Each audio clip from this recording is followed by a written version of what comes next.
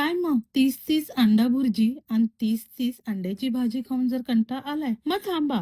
अगदी 5च मिनिटं थांबा आणि ही रेसिपी पूर्ण बघून जावा. मी खात्री घेऊन सांगते, एकदा ही अंड्याची रेसिपी खाल्लात ना, हॉटेलची चव विसरून जाल. एकदम मस्तपैकी टेस्टी अशी अंडा चिली. रेसिपी सुरू करण्या अगोदर तुमच्यापैकी किती लोकांना चिली डिश आवडते हे देखील मला कमेंट मध्ये हो किंवा नाही मध्ये सांगा. आवडल्यास चॅनलला एक लाईक देखील नक्की करा. चला तर मग वेळ न घालवता आपण रेसिपी सुरू करूया. मला सांगा, तुम्ही तुमच्या अंडा चिली मध्ये शिमला मिरची घालता का हो, का फक्त कांद्यामध्येच तुम्ही अंडा चिली बनवता? तुमची देखील पद्धत मला नक्की सांगा. गॅसवरती आपण एक पॅन तापवण्यासाठी ठेवणार आहोत. पॅन चांगला कडकडीने गरम झाला की त्याच्यामध्ये 1 चम्मच आपण तेल घालणार आहोत. तेल देखील आपल्याला चांगलं गरम करून घ्यायचं आहे. मग आपण एक बाउल घ्यायचा आहे, त्याच्यामध्ये 4 अंडे, मी इथं 4 अंड्यांचं अंडा चिली बनवणार आहे. तुम्ही तुमच्या आवडीप्रमाणे क्वांटिटी कमी जास्त करू शकता. तर इथं मी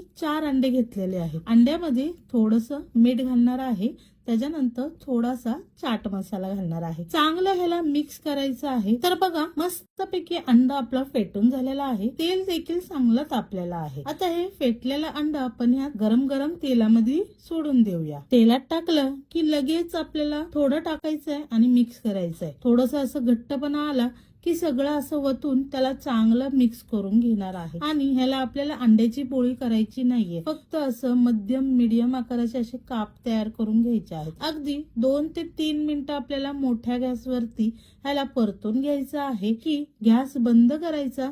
मस्तपैकी आपला इथं अंडा फ्राय तयार झालेला आहे.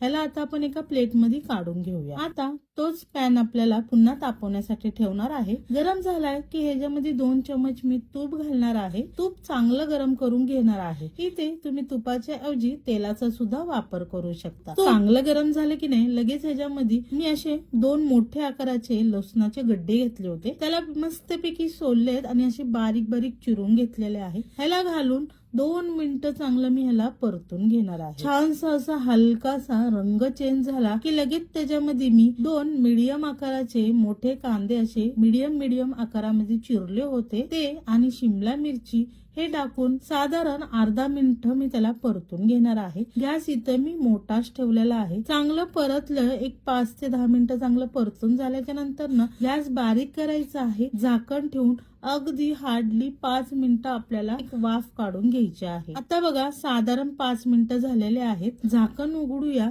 बघा, छानशी भाज्यांना वाफ देखील सुटलेली आहे. छानशे भाज्या मऊ देखील झालेल्या आहेत. आता आपण ह्याच्यामध्ये 3 ते 4 चम्मच मी सोया सॉस घालणार आहे. लगेचच 3 ते 4 चम्मच टोमॅटो केचप घालणार आहे. तसंच 2 चम्मच मी चिली सॉस घालणार आहे. चिली सॉस घालताना इथे तुम्ही तुमच्या आवडीनुसार तिखट कमी जास्त करू शकता. तसंच त्याच्यामध्ये चवीनुसार मीठ घालायचं आहे. मस्तपैकी ह्याला सगळं मिश्रण आपल्याला व्यवस्थितपणे एकजीव करून घ्यायचं आहे. फक्त लक्षात ठेवायचं आहे की सॉस आपण पॅन मध्ये टाकताना गॅस नेहमी आपला बारीकच ठेवायचा, नाहीतर ना आपला सॉस लगेचच जळले जातील. अजून एक गोष्ट इथं लक्षात घ्यायची की सॉसेस मध्ये ऑलरेडी मीठ असतं, त्यामुळं मीठ आपल्याला इथे लेवल मध्ये आपल्याला घालायचं आहे. चांगलं सॉस एकजीव झाल्याच्या नंतर ना 1 चम्मच मी कॉर्नफ्लॉवर थोड्याशा पाण्यामध्ये ह्याला कालवून घेतलेला आहे. हे देखील आपल्याला त्या सॉस मध्ये घालायचं आहे आणि छानपैकी मस्तपैकी एकजीव करून घ्यायचं आहे. कॉर्नफ्लॉवर टाकल्याने काय होईल की सॉसेसला ना एक छानशी चकाकी येईल आणि असा घट्टपणा येऊन जाईल. बघा, इथे मस्तपैकी आपलं ग्रेव्ही तयार झालेली आहे. आता ह्याच्यामध्ये आपण तळलेले अंडे घालून घेऊया. अंडे घातल्याच्या नंतर ना हलक्या हाताने आपल्याला ह्याला परतून घ्यायचं आहे. मस्तपैकी त्याला सगळ्या सॉसला अंड व्यवस्थितपणे लागलं जाईल असं मस्तपैकी ह्याला एकजीव करून घ्यायचं आहे. वरतून झाकण ठेवून अगदी 5 मिनिटासाठी मध्य गॅसवरती ह्याला एक वाफ देऊन घेऊया. बघा, मस्तपैकी मी 5 ते 7 मिनिटं ह्याला ठेवलेले आहेत. अंड्याला मस्त एक सुगंध आलेला आहे. छानपैकी इथं अंडा चिली आपलं तयार झालेलं आहे. मस्तपैकी गरमागरम ह्याचा स्वाद घ्यायचा आहे. जरा सुद्धा ह्याचा अंड्याचा कच्चासा वास येत नाही. काही जणांना अंड्याचा वास सुद्धा आवडत नाही, पण हे जे एकदा ह्या पद्धतीने जर कराल ना, बिलकुल सुद्धा तुम्हाला अंड्याचा वास येणार नाही. मस्त ह्याचा गरमागरम स्वाद घ्या.